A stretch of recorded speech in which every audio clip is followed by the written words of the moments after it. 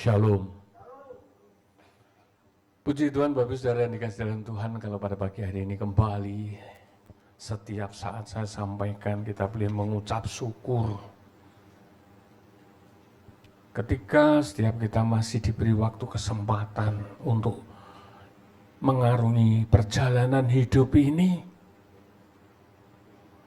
sebab banyak di antara umat ciptaan Tuhan yang tidak bisa menikmati, tidak bisa merasakan anugerah Tuhan. Karena hidupnya dipakai bukan untuk memuliakan Tuhan. Hari-harinya dipakai untuk perihal yang lain.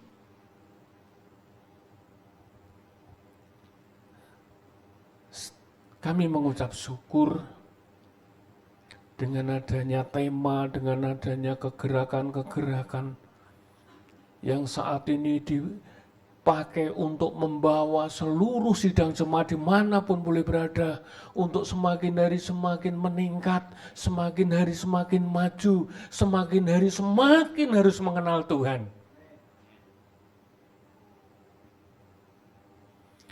Dan ketika kita ada di zona akhir zaman ini, seringkali ini saya sampaikan, akhir zaman itu kondisi keadaan zaman tidak semakin membaik, tapi kondisinya semakin tidak enak.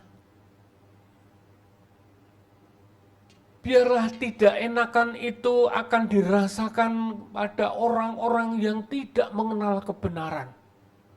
Tetapi orang-orang yang mengenal kebenaran, dia akan menikmati kebaikan Tuhan. Dan ketika kita ini masuk di arena perlombaan, saya yakin dan percaya kita harus selalu pegang firman. Sebab firman Tuhan itu yang akan menuntun. Tuhan ciptakan setiap kita diperuntukkan untuk memuji, memuliakan, mengagungkan Dia. Tuhan memberkati dengan tujuan supaya kita tidak jauh dari Tuhan. Tetapi banyak di antara umat Tuhan, ketika sudah diberkati Tuhan, bukan mendekat kepada Tuhan, tetapi hari semakin menyurut mencarinya Tuhan. Banyak di antaranya dikatakan atau dia alasan ketika belum diberkati, datangnya getol, rajin, apapun diikuti, ya nurut. Tapi ketika Tuhan sudah membukakan jalan, ketika Tuhan sudah memberkati setiap usaha pekerjaannya, bahkan diberikan lipat kali ganda, maka orang-orang tersebut beranjak, berangsur-angsur, menyurut. Alasan sibuklah, ketemu klien lah, meeting lah, dan sebagainya.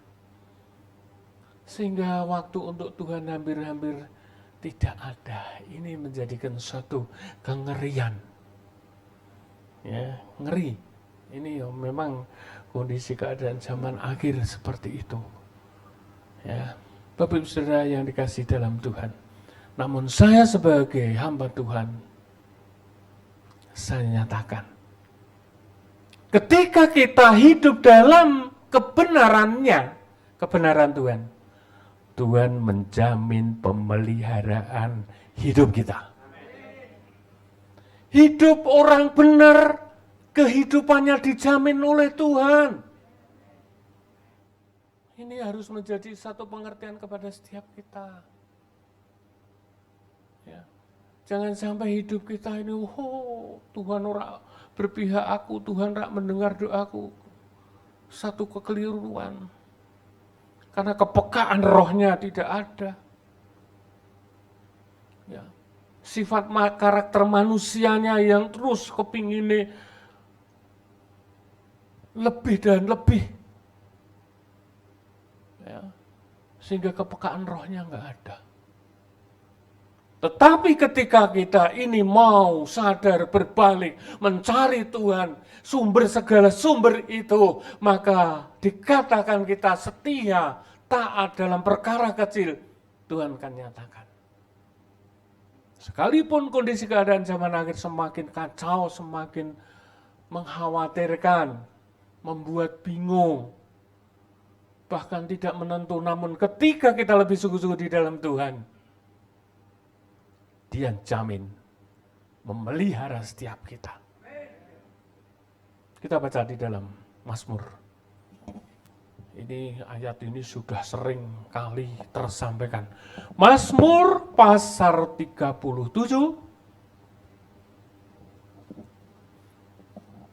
ayat 24 dan 25. Mazmur pasal 37 ayat 24 dan 25. Apabila ia jatuh, tidaklah sampai tergeletak, sebab Tuhan menopang tangannya. Dahulu aku muda, sekarang telah menjadi tua, tetapi tidak pernah kulihat orang benar ditinggalkan atau anak cucunya meminta-minta roti. Amin. Tolong ini dipegang. Firman ini harus dipahami, dimengerti sungguh.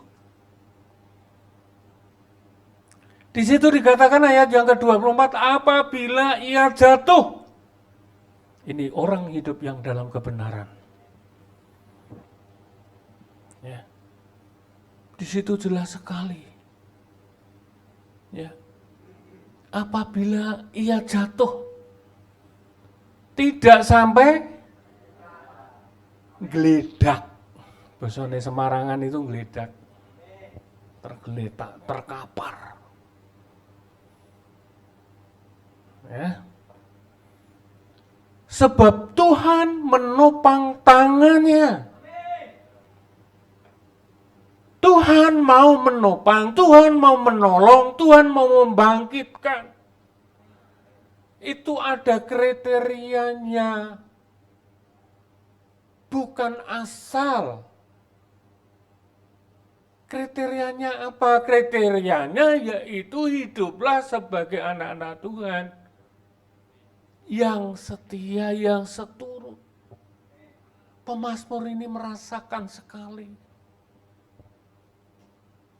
Bahkan di ayat 25 katakan, dahulu aku muda. Ya, sing tua-tua kan dahulu menjadi muda. Tidak ada yang tua itu langsung sekobayi, langsung jadi tua, tidak ada. Melewati masa muda. Ya. Dahulu aku muda. Sekarang telah umur 17 terus 17 lah, kapan tua nih? Tapi di situ dikatakan sekarang telah menjadi tua. Artinya ada satu jenjang dari anak, dari bayi terus bertambah jadi tua.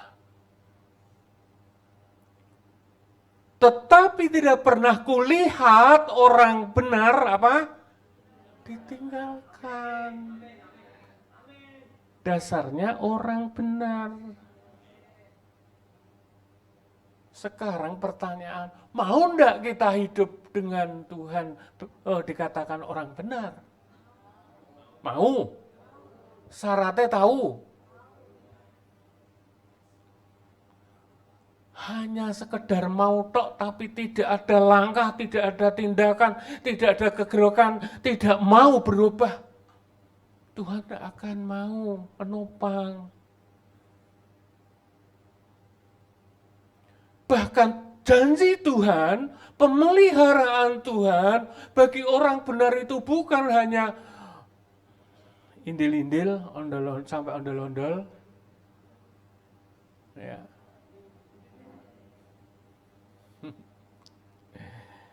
Bahkan kita sampai punya anak cucu pun anak cucu kita menjadi anak cucu yang diberkati Tuhan. Karena keturunan orang benar.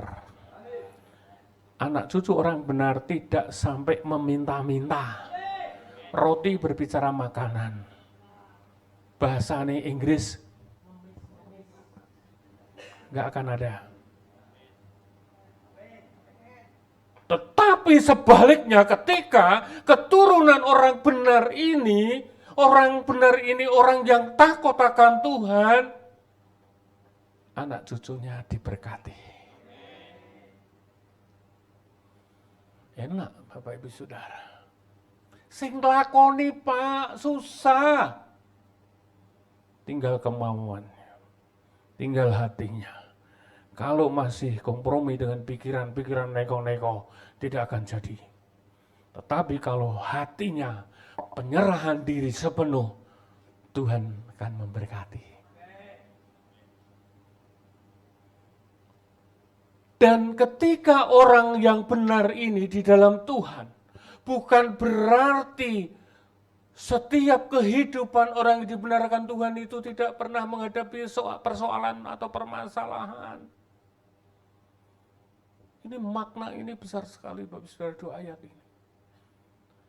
Orang benar di dalam Tuhan itu pun menghadapi persoalan permasalahan.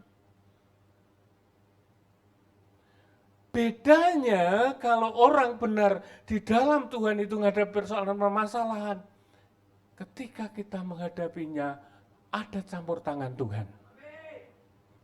Tuhan tidak pernah meninggalkan. Sehingga anak-anak Tuhan yang hidup dalam kebenaran itu tidak lagi bingung, tidak lagi khawatir. Tapi hidupnya terus rindu. Penyertaan Tuhan membawa kekuatan. Penyertaan Tuhan membawa kita berani. Penyertaan Tuhan itu terus membawa kita maju dan maju. Itu firman Tuhan sudah sering kali tersampaikan. Dan ketika pencobaan lepas pencobaan itu juga terjadi di dalam kehidupan orang benar. Tetapi ketika pencobaan itu terjadi, kita ada di situ. Sekali lagi, Tuhan tidak pernah tinggal diam. Pertolongannya itu tepat. Penyertaan Tuhan itu supaya setiap orang benar yang jatuh dalam pencobaan itu yang Tuhan izinkan, kita bisa menghadapinya dengan tegar. Ya, ini harus dipahami, dimengerti. Sehingga tidak lagi ketika ada persoalan permasalahan lesu. Ya. Enggak ada gairah. Sehingga mengakibatkan kemunduran secara rohani. Kalau kemunduran secara rohani, iman itu akan semakin lemah. Ketika iman ini lemah, bagaikan perempuan yang punya iman lemah akan mudah diserang, dijatuhkan oleh iblis.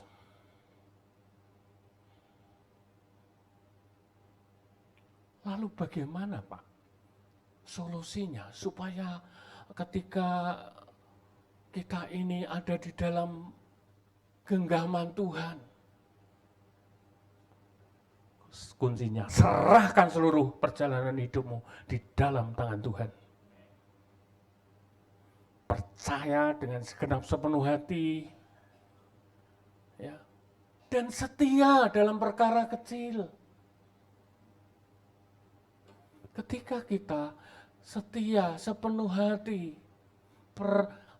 perkara kecil itu kita ikuti. Lalu harus pikul salib dulu. Maka perjalanan hidupmu akan ada penyertaan ilahi.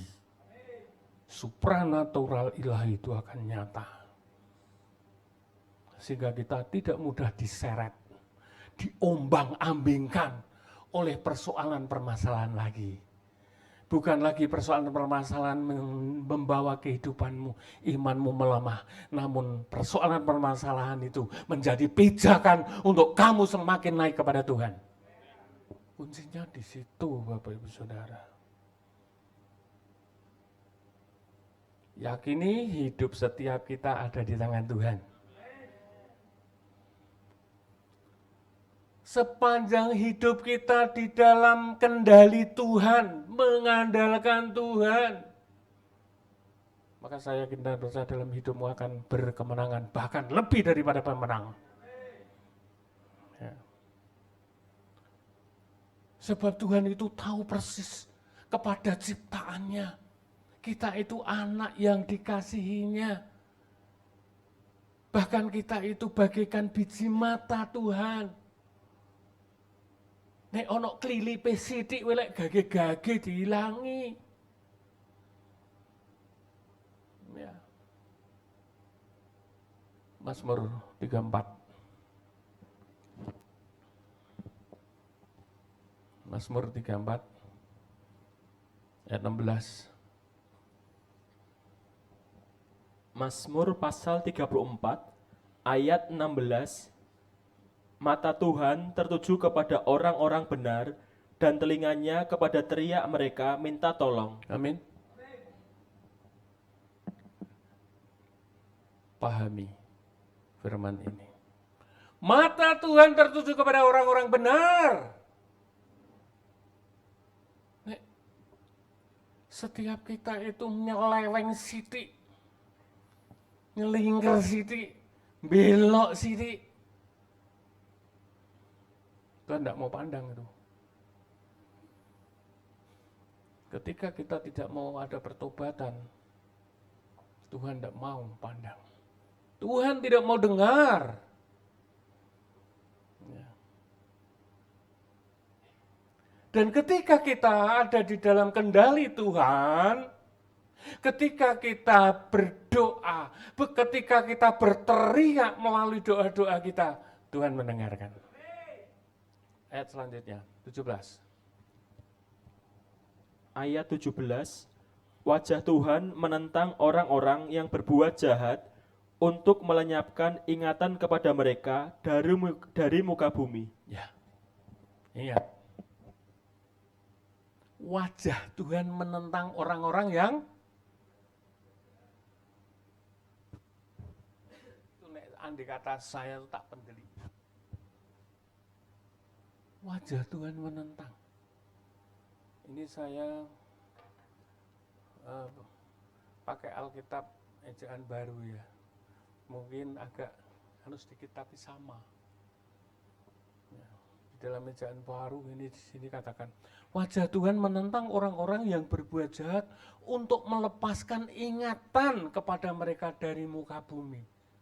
Coba bayangkan Bapak Saudara, ketika kita ini ya tidak ada dalam kebenaran,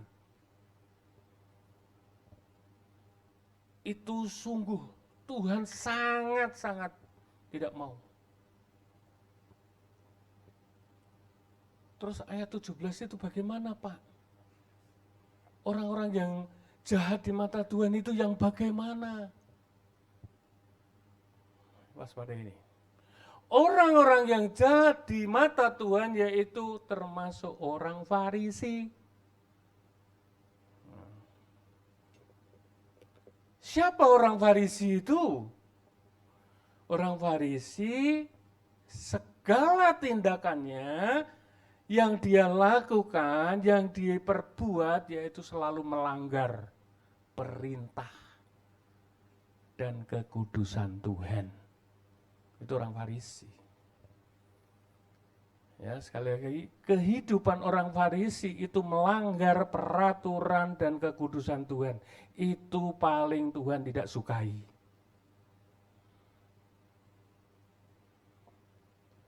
Karena yang melanggar kebenaran, kekudusan, perintah Tuhan, itu akan berakibat menjadi orang-orang pemberontak.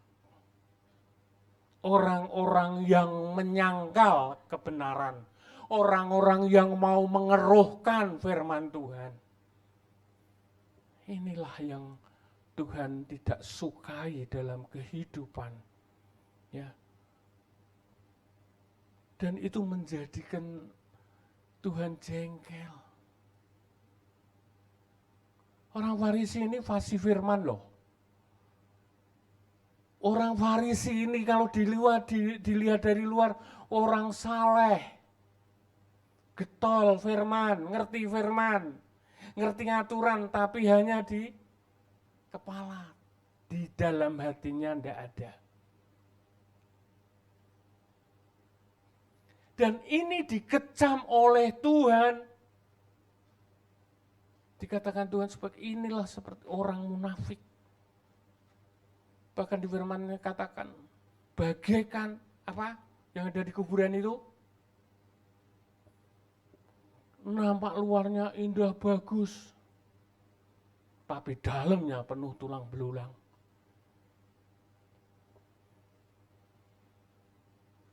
Kenapa kok Tuhan sampai mengecam seperti itu orang-orang Farisi? Ya, karena orang-orang Farisi ini menyebabkan orang-orang lain itu tidak percaya atau meragukan Kristus dan Injil. Ini sebabnya itu. Sehingga banyak orang akan terpengaruh dengan segala caranya orang Farisi ini. Dikelabui oleh orang Farisi ini. Ini hati-hati ini. Akhir zaman, orang-orang seperti ini banyak sekali. Dipandang, wah hebat, pelayanan ini. Tapi menyangkali. Tidak ada hatinya hati yang seperti Tuhan inginkan. Lalu apa yang dikerjakan orang Farisi? Orang Farisi itu sukanya membenarkan diri. Catat. Orang Farisi, orang yang tidak Tuhan sukai, yaitu orang-orang yang sukanya membenarkan diri. Lalu orang-orang yang sukanya mencari hormat kepada sesama manusia. Ini orang Farisi. Tamak. Ya. Bahkan suka menindas orang lain dengan segala aturan. Waspada ini. Tuhan tidak suka. Saya rindu jemaat di tempat ini tidak ada.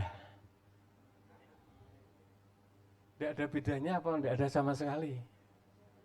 Tidak ada sama sekali. Saya rindu, saya akan terus berdoa hal itu. Ya, Bapak Ibu Saudara yang dikasih dalam Tuhan. Mari. Selagi masih ada waktu, masih ada kesempatan, mari kita lakukan segala sesuatu. Kembali ayat selanjutnya, 18. Tadi ayat 17. Ayat 18. Apabila orang-orang benar itu berseru-seru, maka Tuhan mendengar dan melepaskan mereka dari segala kesesakannya. Ya. Kepenatan, kesesakan. Beban persoalan yang dihadapinya, Tuhan akan berikan penyertaannya. Tadi sudah sampaikan di atas. Tuhan akan memberikan pertolongan itu, yaitu tepat pada waktunya dan indah. Sekalipun orang yang mau hidup dalam kebenaran itu, di lingkungannya banyak dicibir sesama, ya, banyak diejek. Tetapi ketika kita tetap tahan uji, apapun yang terjadi, aku tetap di dalam Tuhan. Sekalipun Tuhan tidak menolong aku tetap di dalam Dia. Ketika seperti itu ada di dalam diri setiap kita. Dan ketika kita berdoa, doanya dikabulkan. Itu.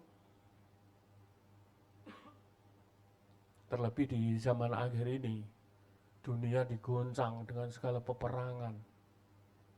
Peperangan antar negara. Politik yang sedemikian. Ini akan mengakibatkan berdampaknya pada perekonomian dunia. Kok bisa perekonomian dunia? Ya minyak kalau sudah digoncang, digoyang, bensin mundak Rp1.000 wis do geger. Artinya satu kehidupan yang sekarang ini sudah banyak mengalami keguncangan, kekacauan. Bahkan politik yang belum menentu, tidak menentu ini bisa membuat kebimbangan, keraguan. Maka hanya Tuhan Yesuslah penolong. Enggak ada yang lain.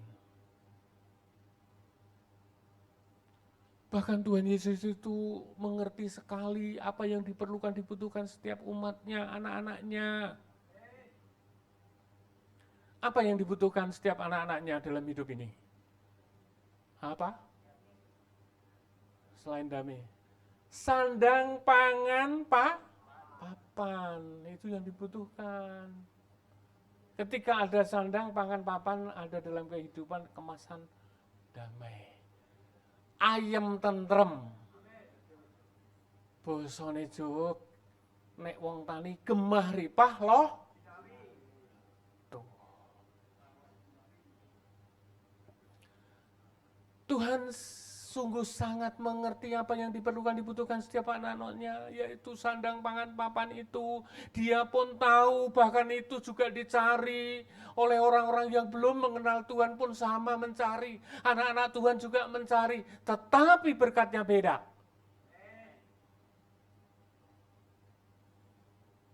Maka di dalam firman Tuhan mengingatkan, jangan khawatir. Kondisi keadaan zaman akhir ini memang seperti itu. Mengingatkan kembali di dalam Matius pasal 6 ayat 25.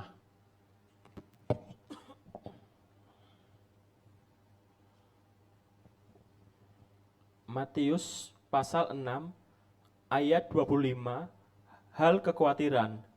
Karena itu aku berkata kepadamu, janganlah khawatir akan hidupmu, akan apa yang hendak kamu makan atau minum, dan janganlah khawatir pula akan tubuhmu, akan apa yang hendak kamu pakai. Bukankah hidup itu lebih penting daripada makanan, dan tubuh itu lebih penting daripada pakaian? Amin. Tuhan merindukan, Tuhan menginginkan kehidupan kita ini berserah penuh. Kondisi, keadaan apapun. Dan ini firman ini jelas. Kepedulian Tuhan di dalam pemeliharaan bagi setiap anak-anaknya itu ya dan amin. Bahkan janji Tuhan itu memelihara setiap kehidupan orang-orang benar itu, orang-orang percaya itu. Iya dan amin. Sehingga setiap kita tidak ada yang namanya sampai meminta-minta. Tetapi sebaliknya bagi orang yang tidak hidup dalam kebenaran, hal yang sedemikian itu tidak terpikirkan, bahkan sampai tidak dicari. Ya. Orang yang tidak dalam kebenaran, orang yang hidup masih duniawi, dia yang dikejar itu bukan yang sedemikian, tapi yang dikejar harta dunia. Karena harta dunia dipandang itu bisa membawa happy, damai.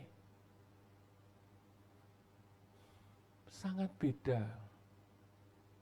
Damai di dalam Tuhan, damai dengan apa yang dicari, dikejar. Sidir ewangi jungkir balik. Rino lan wengi tansah prei. Rino lan wengi tansah prei. Kerja terus. Diperbudak. Namanya diperbudak pekerjaan. Diperbudak uang. Apakah seperti itu Tuhan ciptakan kita, Tuhan panggil setiap kita? Tidak seperti itu. Mari singkapi dalam hidup ini.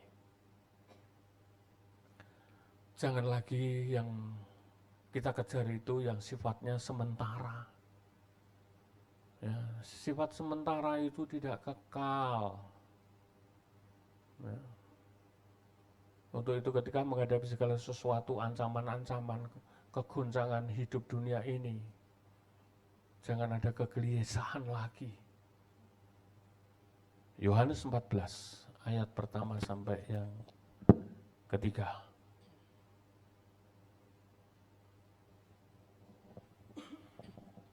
Yohanes pasal 14 ayat 1 sampai 3, rumah Bapa. Janganlah gelisah hatimu, percayalah kepada Allah, percayalah juga kepadaku. Di rumah Bapakku banyak tempat tinggal. Jika tidak demikian, tentu aku mengatakannya kepadamu, sebab aku pergi ke situ untuk menyediakan tempat bagimu. Dan apabila aku telah pergi ke situ dan telah menyediakan tempat bagimu, aku akan datang kembali dan membawa kamu ke tempatku, supaya di tempat di mana aku berada, kamu pun berada. Amin. Bapak Ibu Saudara dikasih dalam Tuhan. Kasih Tuhan kepada setiap kita itu ya dan amin. Ketika kita mengikuti aturannya, jalannya, bimbingannya, dengan taat, dengan setia, dengan sungguh-sungguh, hidup dalam kebenaran, kehidupan kita di dunia ini dijamin, disediakan, diberi pertolongan, itu menjadi kebutuhan hidup. Kebutuhan kita itu bukan hanya di atas muka bumi ini aja, tetapi kebutuhan kehidupan kekal yang lebih lama, lebih panjang, itu juga Tuhan janjikan. Ya, ketika kita mau lebih sungguh-sungguh di dalam Dia. Di situ katakan ayat pertama, janganlah gelisah hatimu, percayalah kepada Allah dan kepada Bapa. Ya, ini janji Bapa yang akan diberikan kepada setiap kita sampai ke kehidupan kekal, keabadian.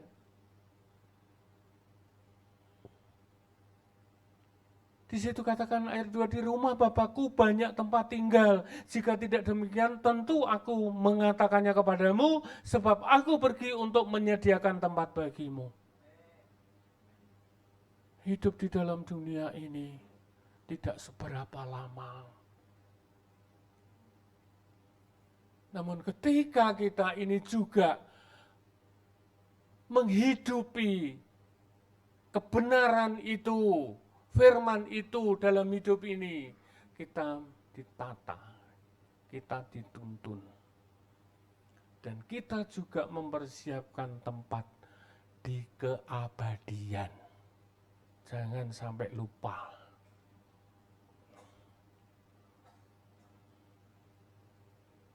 Maka sebagai hambanya mengingatkan senantiasa. Ya. Dan Tuhan inginkan suatu kehidupan kita kelak.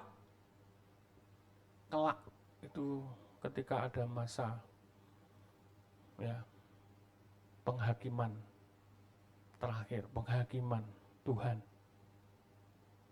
Kita akan dihakimi. Semua orang, semua ciptaannya akan dihakimi.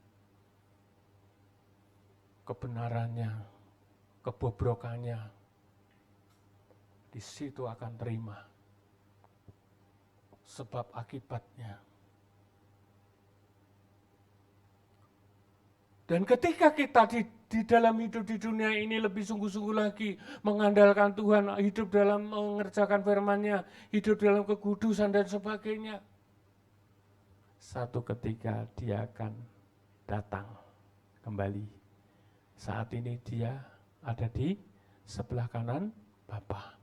Dia menyediakan tempat bagi tonggone Bapak Ibu Saudara, bagi kita semua. Tonggone rak ngerti, sediake apa ora rak ngerti. Tapi bagi orang percaya, bagi orang dalam benar, disediakan tempat. Sekalipun saat ini di dunia, sekalipun rumahnya magrong-magrong. Itu tahu enggak ya?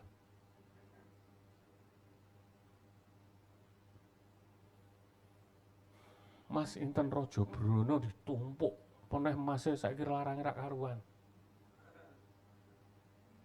Nggak ada artinya itu.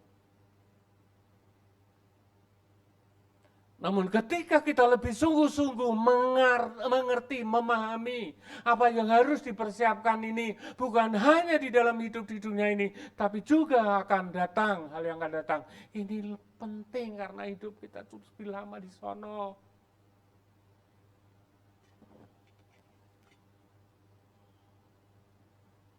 Maka di dalam nyanyian Jawa itu, wong urip itu apa?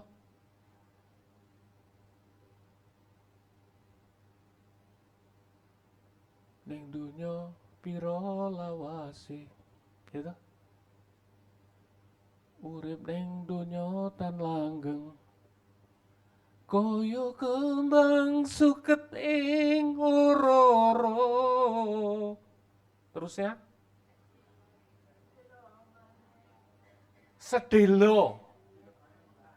Itu artinya sebentar. Meneh, wusono, wusono garing tanpa guna. Tidak ada artinya hidupmu di dunia kalau kita tidak ngikuti aturan Tuhan. Tidak ada artinya. Tanpa guna. Bahasa saya mengatakan wong urip kudu urip. Coba Bapak Ibu Saudara, ini zaman akhir kedatangan Tuhan kali kedua ini sudah dekat, makanya saya terus sampaikan seperti ini. Mengingatkan seperti ini. Delengen jakate akeh, jagate wis akeh bencana.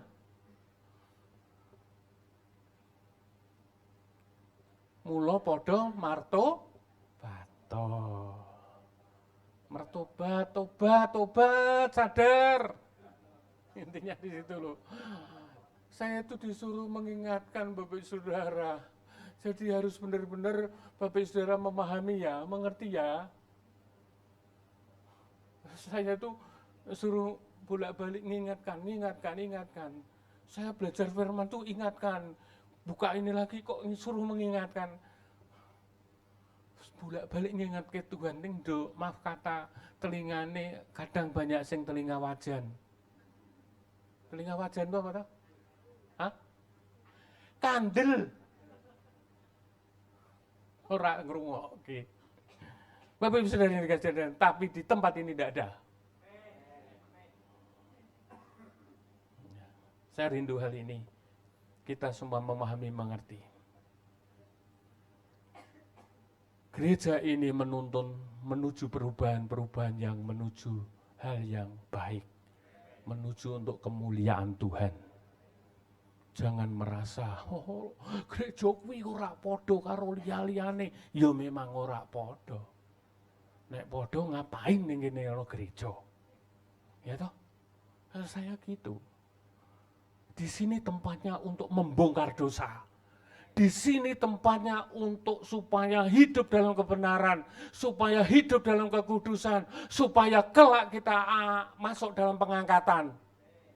Apalah artinya hidup di dunia ini kalau besoknya kita ditinggal, tidak masuk pengangkatan, kita tidak ada di tempat di sana. Apalah artinya itu? Nah, untuk mempersiapkan itu di dalam dunia ini harus kita benahi. Di gereja inilah untuk membenahi supaya kita hidup dalam benar. Syaratnya kerendahan hati, nek dibongkar ya dibuka kebobroane, kerusakane ya sediakan diri. Karena Tuhan menghendaki yang seperti itu. Supaya kita dilayakkan nantinya. Dan saya rindu hal ini ada di dalam setiap kehidupan kita.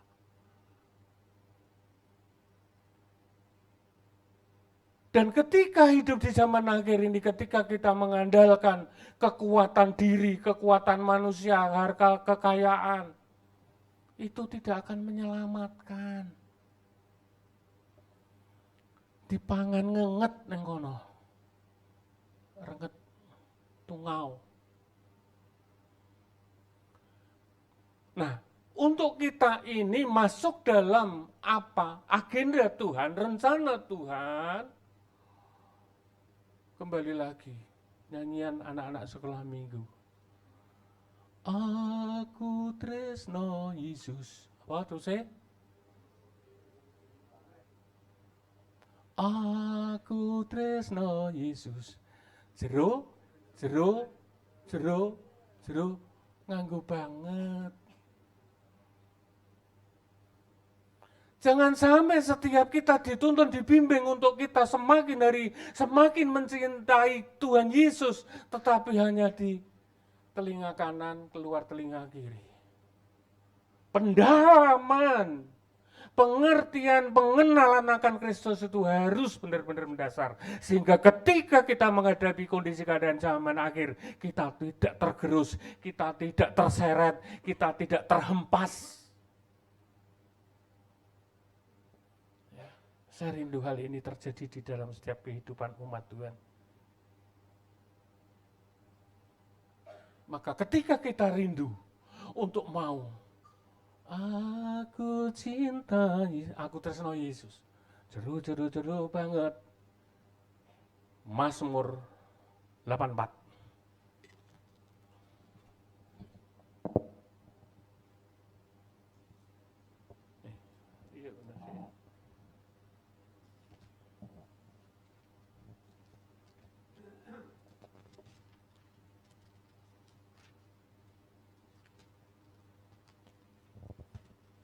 Tapi masih baru, lengket.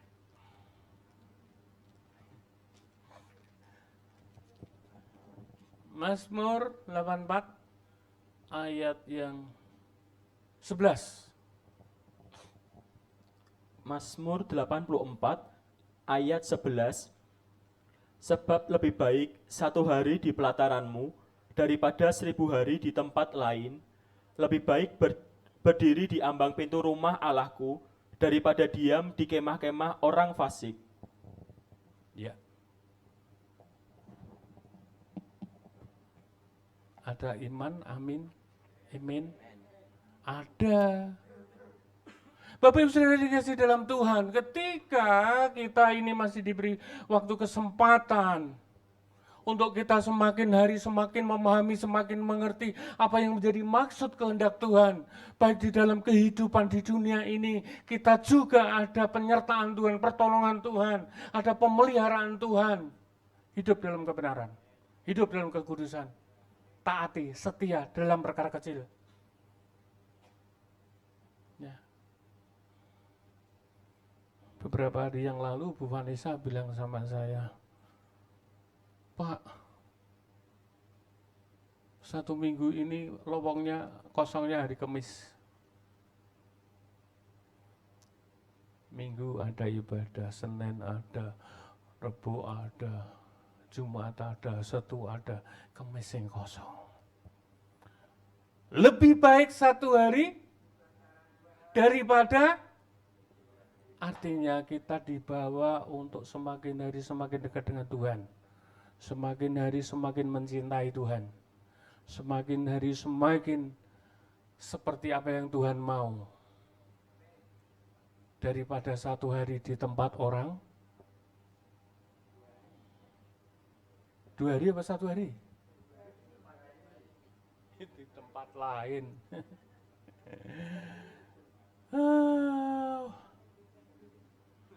Di situ dikatakan, baik 1 hari di pelataranmu daripada 1000 hari di tempat lain. Lebih baik di ambang pintu rumah Allahku daripada berdiam di kemah-kemah orang fasik. Di kemah-kemah, di tempat kediaman orang fasik. Waspada ini Bapak Saudara. Ya, saya rindu, mari tunjukkanlah kasih setia kita kepada Tuhan. Yaitu dengan melayani lebih sungguh. Jangan sampai kerajinan kita kendur. Bagaimana enggak kendur Pak? Kan ini saya dapat THR Pak, mal dibuka Pak. Silau. Iming-iming dunia.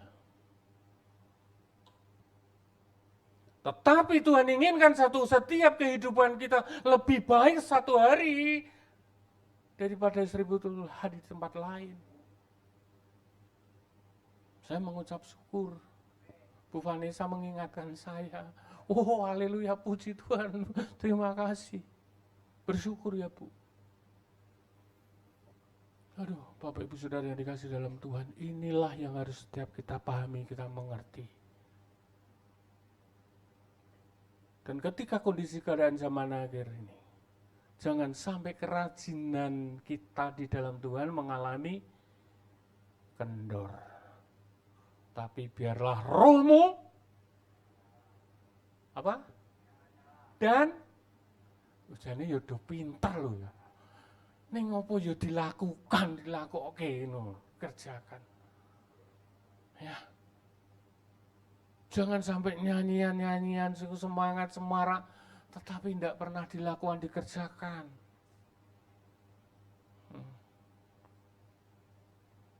Jangan L4 lagi. Kita mengalami perubahan. L4 itu apa toh? lu lagi ora ono bedane. Ora ono perubahane. Kami rindu gereja ini menuntun Bapak Ibu Saudara menuju janji Tuhan. Ya. Dalam setiap ibadah ada firman Tuhan yang membuka mata hati kita. Firman Tuhan itu menerangi, firman Tuhan menuntun, firman Tuhan akan menjadikan setiap kita benar di hadapannya. Jangan sampai terabaikan. Amin Bapak Saudara. Ada amin. Tuhan memberkati setiap kita. Mari kita rendahkan diri di hadapannya. Huralama katakanlah.